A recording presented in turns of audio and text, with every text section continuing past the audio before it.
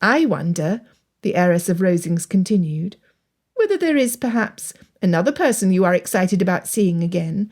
A lady, perhaps?"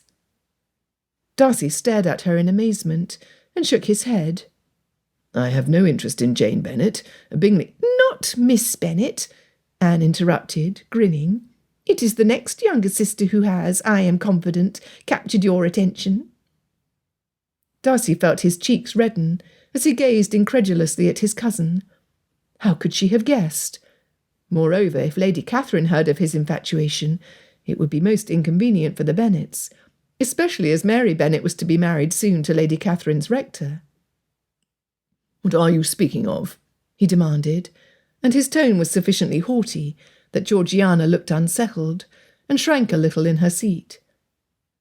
Anne, not at all dismayed at her elder cousin's brusque words, grinned and said, "Darcy, I know people are apt to ignore me as I am quiet and not particularly beautiful, but I do have eyes in my head.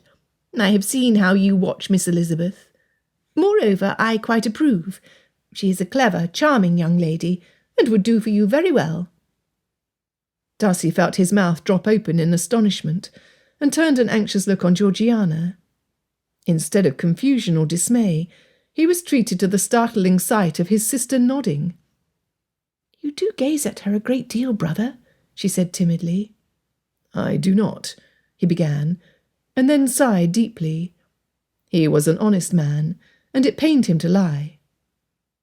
"I do admire Miss Elizabeth," he confessed. "She is a wonderful lady, but her connections are poor, and thus, as much as I esteem her, I am aware she is not an appropriate bride for me. There is no point in discussing it." Anne snorted aloud at these words. "Darcy, truly, you are ridiculous at times." "What?" Darcy demanded, and glanced at Georgiana.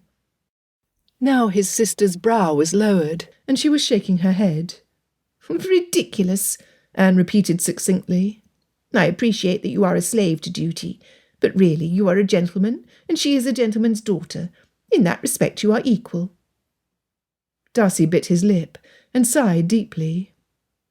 "It is not so easy, and you know it," he argued, though his tone was uncertain. "Yes, in that respect we are equal, but my mother was an earl's daughter, and Miss Elizabeth's mother is a solicitor's daughter. There is a vast difference in our stations. It would not be fair to Georgiana for me to choose a wife who cannot introduce her into society when she comes out." "If that is true, why were you willing to marry me?" Anne demanded. "You know that thanks to my poor health, I was never presented at court and never had a season." Darcy blinked and again glanced at his sister, who was looking thoughtful. "It was my mother's greatest wish," he said simply, "that Pemberley and Rosings would be united in our marriage." "As I said, you are a slave to duty, cousin," Anne replied. "Now, listen to me carefully. What would you say are your priorities during this time of your life?" Darcy spoke without hesitation. "Georgiana and the estate are my priorities." "Georgiana," Anne said, turning her attention on her younger cousin, "do you wish Darcy to wed a high society lady?" "I do not," the girl quavered, her blue eyes fixed on her brother. "I spent several years in school with the young ladies of the upper echelons of society, and while a few of the girls were pleasant enough, most were proud and constantly denigrated others. I wish for a kind sister, not one of those ladies. And I wish for you to be happy, dear brother, which I doubt is possible if you were to marry a woman who loves only your money and position." Darcy stared at his sister, then at his cousin, and then back at his sister. On the one hand, surely it could not be that simple, or that easy. He owed his estate, his name, and his sister, a wife who was trained from birth to help manage a great estate.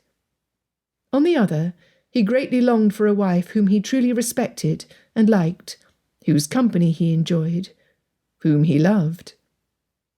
He shook himself and considered that thought. Loved? Surely he did not love Elizabeth Bennet. They had known one another only a few weeks after all. And yet he had been dreaming of her.